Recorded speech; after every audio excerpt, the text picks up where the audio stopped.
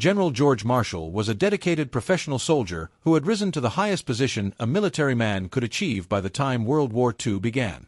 As Chief of Staff, he carried responsibility for the greatest war effort in American history. When plans were made for the Allied invasion of Europe, Marshall hoped to command the operation himself. President Franklin D. Roosevelt refused the request, explaining that he would not feel secure with Marshall away from the country. On May 15, 1951, the guns of the Virginia Military Institute fired in salute to George Marshall. It was a moment of pride, rich with memory and reflection, for it was here that his long career as both soldier and statesman had begun half a century earlier. Marshall had entered VMI at the age of 16. He was born in Uniontown, Pennsylvania, once a key departure point for pioneers moving westward. As a boy, he had grown up listening to dramatic stories of frontier scouts and Indian fighters, and to young cadets like Marshall, the life of a soldier appeared adventurous and heroic. In 1902, as a newly commissioned lieutenant, Marshall quickly discovered that military life in peacetime held little excitement. The daily routine was dull, and glamour was nowhere to be found. One of an officer's greatest challenges was simply maintaining discipline while fighting the boredom that slowly eroded morale in camp. Advancement was rare, and promotion came slowly. It would take Marshall 15 years to rise to the rank of captain. In 1917, the United States entered World War I. General John Blackjack Pershing led the American Expeditionary Force to France, and by the summer of 1918, Marshall had joined Pershing's headquarters staff. Although he was promoted to lieutenant colonel, he was denied a frontline command because of his exceptional talent for planning and coordination. Pershing referred to him as the Wizard, praising his deep understanding of military operations. In September 1918, Marshall played a central role in organizing the massive Meuse-Argonne offensive. Under his direction, thousands of soldiers, artillery pieces, and more than 1 million tons of supplies were moved to the front lines with remarkable speed and efficiency. Despite this success, Marshall still longed for combat duty. Before that could happen, however, the Allies launched the final offensive that brought World War I to an end. Pershing and the American Expeditionary Force returned home to an enthusiastic welcome in New York Harbor. Amid the celebrations, the usual military formality was relaxed. Marshall became Pershing's aide, and over time the two men developed a close friendship. Pershing's influence would continue to shape Marshall's life and career for many years. In 1924, Marshall was sent to China to help safeguard American property during a period of political unrest. 2 decades later, he would return to the same country to attempt to mediate peace in its long-running civil war.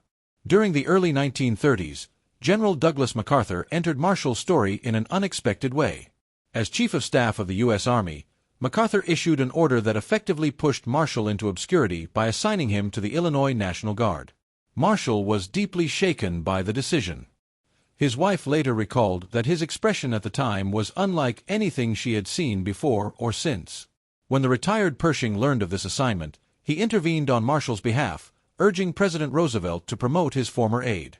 Pershing believed Marshall was being unfairly punished due to a long-standing personality conflict between MacArthur and himself. Still, 6 years would pass before Roosevelt fully recognized Marshall's abilities. In 1939, largely through Pershing's influence, Roosevelt made an extraordinary decision.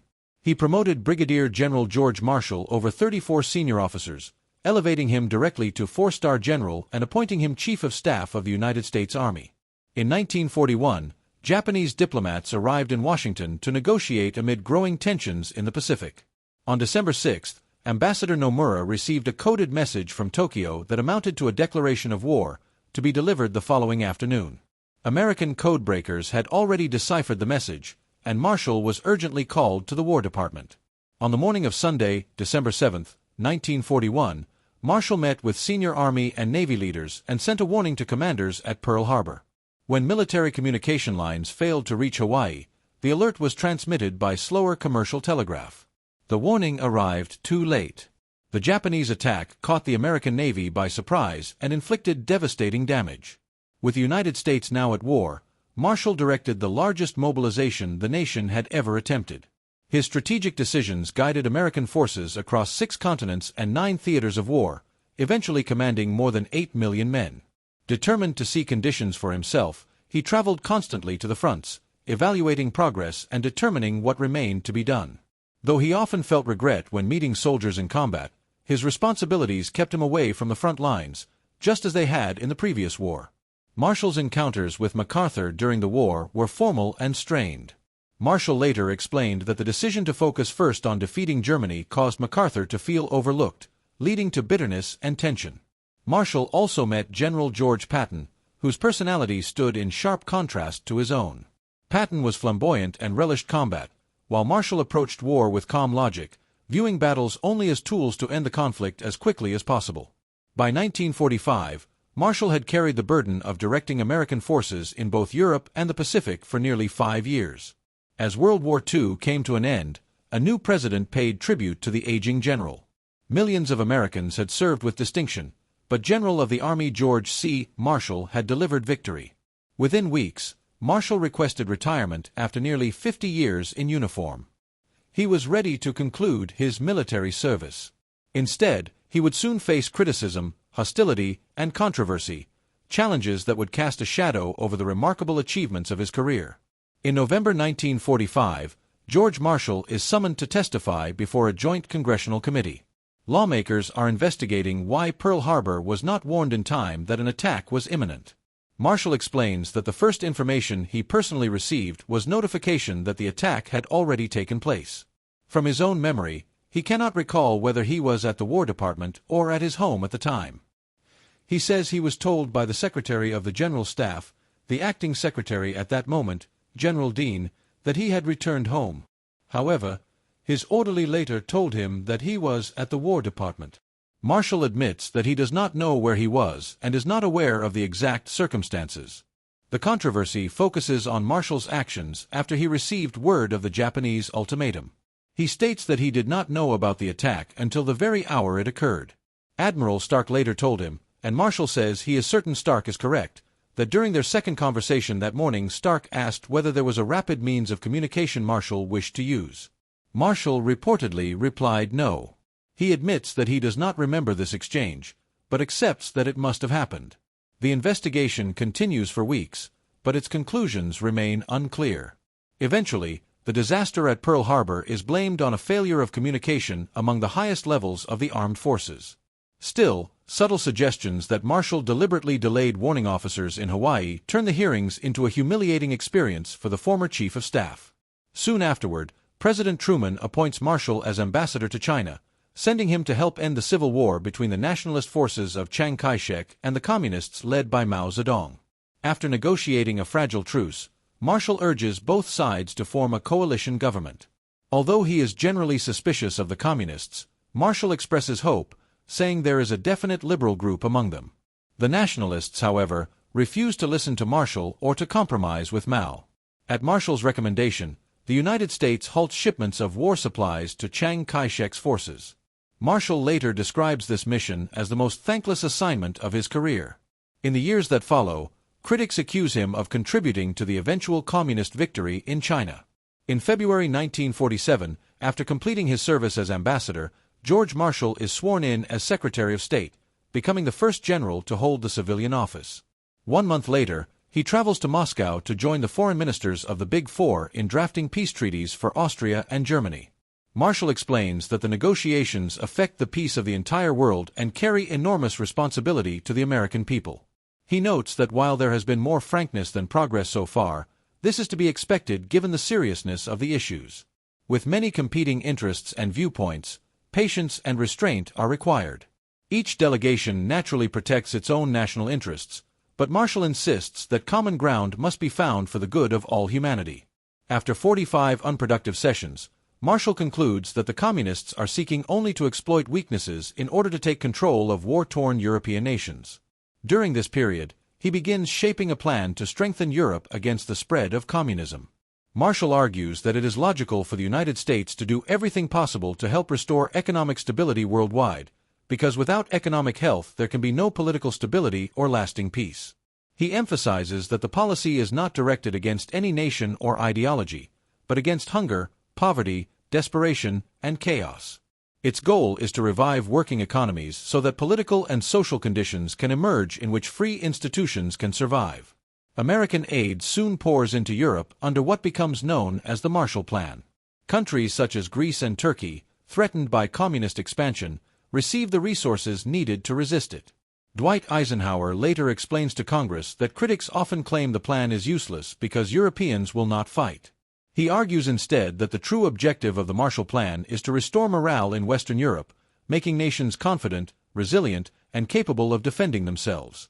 With morale restored, he says, their safety is assured. In 1949, after a prolonged illness worsened by the strain of managing U.S. foreign policy, Marshall resigns.